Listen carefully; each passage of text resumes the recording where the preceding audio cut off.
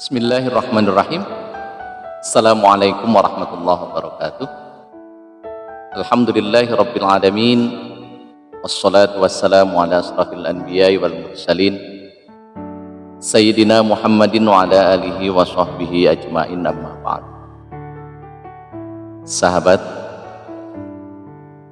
puji dan syukur senantiasa kita haturkan kehadirat Allah Subhanahu wa ta'ala atas perkenannya. Alhamdulillah kita dipertemukan kembali dalam Sapa Sahabat.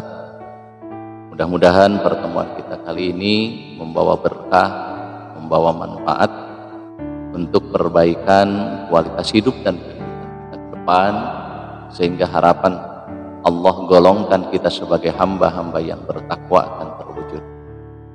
Salawat seiring salam semoga tetap dilimpahkan pada hambanya yang mulia Nabi besar Muhammad SAW, kepada keluarganya, kepada sahabat-sahabatnya, pada seluruh umatnya. Mudah-mudahan kita akan termasuk umat beliau yang mendapatkan syafaatnya kelak di akhirat.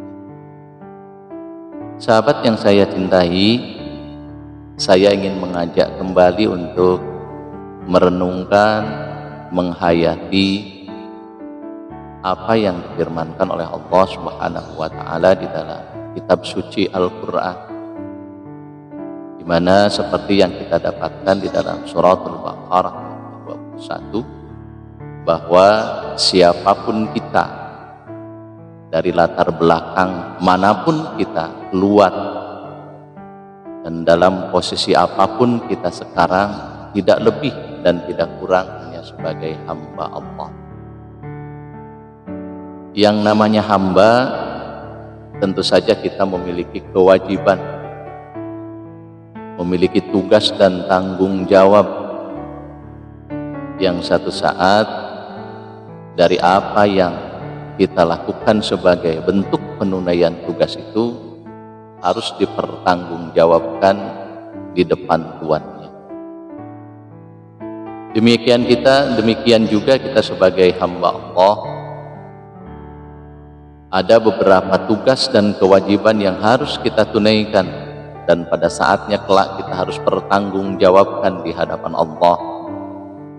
Dan kita hanya berhadapan dengan dua kemungkinan: Allah menerima pertanggungjawaban kita kemudian meridhoinya, atau naudzubillah Allah menolak pertanggungjawaban kita dan memurkainya. Sahabat, tentu saja cita-cita tertinggi kita adalah mendapatkan keridhaan Allah Subhanahu wa ta'ala. Untuk itu, tentu yang harus kita lakukan adalah menunaikan tugas dan tanggung jawab kehambaan kita dengan sebaik-baiknya, sesuai dengan yang diharapkan oleh Allah Subhanahu wa ta'ala. Tentu saja dengan mengikuti prakteknya yang dicontohkan oleh Rasulullah SAW. Penunaian tugas dan kewajiban itu bisa kita laksanakan dengan benar, dengan baik, tentu karena adanya keinginan kuat, adanya kesadaran penuh bahwa selama kita melakukan tugas-tugas itu senantiasa diawasi, diperhatikan dan dinilai oleh Allah Subhanahu wa ta'ala. Tetapi di samping itu ada sikap yang harus kita miliki, yang para ulama sering menyebutnya dengan sikap ta'abudi, sikap kesadaran total bahwa kita adalah seorang hamba, di mana harus sami'na wa ata'na di hadapan Tuannya. Untuk gambaran sikap ta'abudi ini, barangkali saya ingin mengambil dan mengajak saudara sekalian untuk memperhatikan apa yang difirmankan oleh Allah Subhanahu wa ta'ala di dalam surah As-Saffat. Di ayat itu menggambarkan bagaimana informasi yang sedemikian menakutkan diterima oleh Nabi Ismail dari ayahnya ketika Ibrahim diperintahkan untuk menyembelih Ismail. Kemudian Ibrahim meminta pendapat pada anaknya, dan anaknya pun atau Ismail pun menjawab, lakukan apa yang diperintahkan oleh Allah, insya Allah engkau akan mendapati apa aku sebagai anak yang sabar. Sikap inilah yang perlu ada pada diri setiap orang yang merasa dirinya sebagai seorang hamba. Ketika berhadapan dengan Allah, dengan perintah Allah, maka sikap sami'na wa ata'na itulah yang harus mengemuka. Atau dalam prakteknya, ketika kita sudah mengetahui bahwa itu benar-benar firman Allah, perintah Allah, maka sikap kita adalah tidak perlu mempertanyakan, tidak perlu mengajukan keberatan, apalagi berkeinginan untuk menghindar. Nah, sikap seperti inilah yang harus ada pada setiap orang.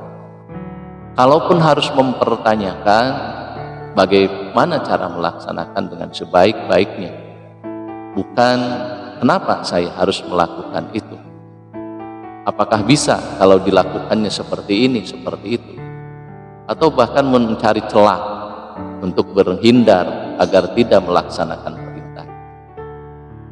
Ketika kita mulai mempertanyakan perintah Allah, maka akan terbuka kemungkinan untuk berusaha meminta keringanan, atau bahkan berusaha untuk mencari celah agar bisa menghindar.